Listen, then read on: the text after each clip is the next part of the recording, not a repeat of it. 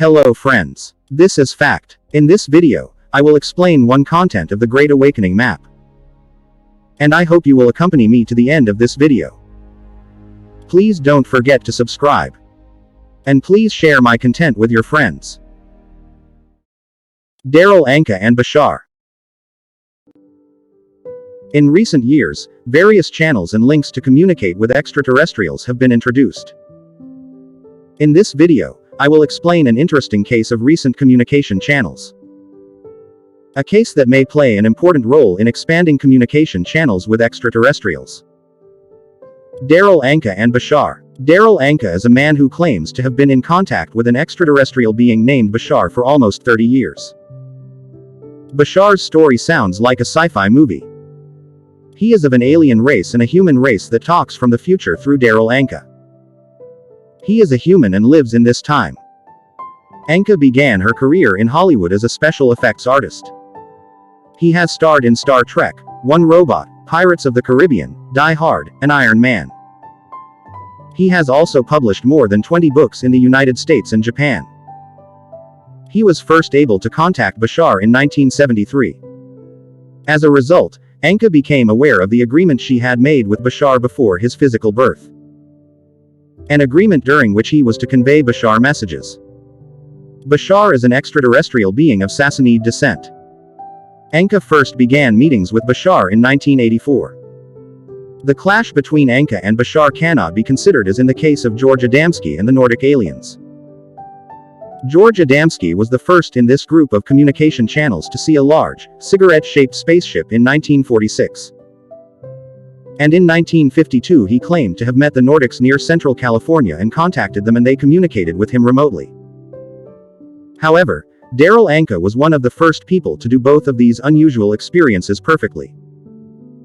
Experience observing extraterrestrials as well as communication channels with ET. He began filming his meetings in 1985, and a few years ago began publishing content and videos via the internet, as well as in-person meetings.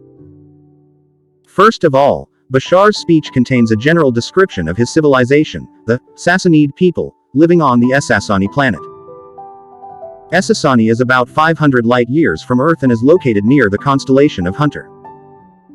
Essassani people are humanoid and with big eyes. They are on average 1.5 meters tall and have white and gray skin. Females have white hair and males have no hair. They wear one-piece dresses in silver blue or white silver. Sassani extraterrestrials are creatures of the 4th and 5th dimensions. According to Bashar, the Sassanis are genetically related to human species. In fact, according to Bashar, the Sassanis are human and gray hybrids created by a civilization called the Zeta Reticuli. But who are the Zeta Reticuli Greys?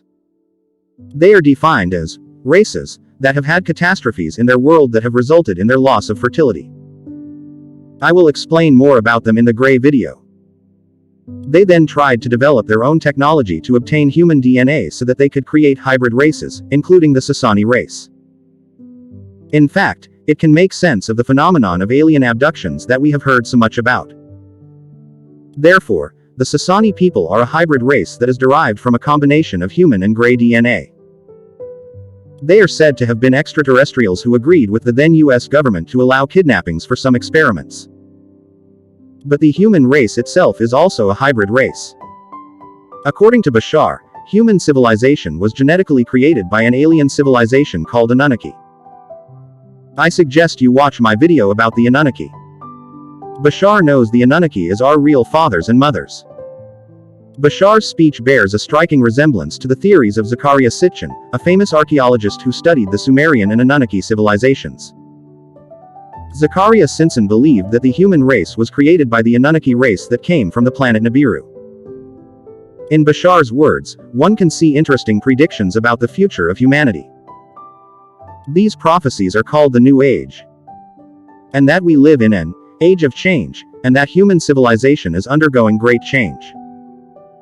However, he says that there is no such thing as predicting the future and only a sense of energy in time. He said 2012 would be a turning point in the current transformation that humanity has experienced.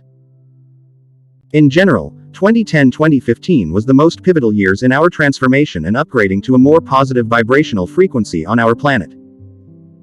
After this period, there will be something called the end of quarantine, which requires the possibility of open contact with extraterrestrial civilizations. So we have to be prepared. Those of you who are familiar with modern-day culture will find that many of these issues are in fact a kind of New Age discourse, he said. If Anka is known as one of the leading figures of contemporary channels, it is not because of her messages. One of the main reasons for his success is the quality of the way he performs, because he gives these performances in the form of public speeches.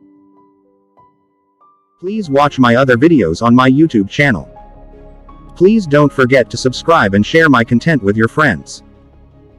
Thank you for your support.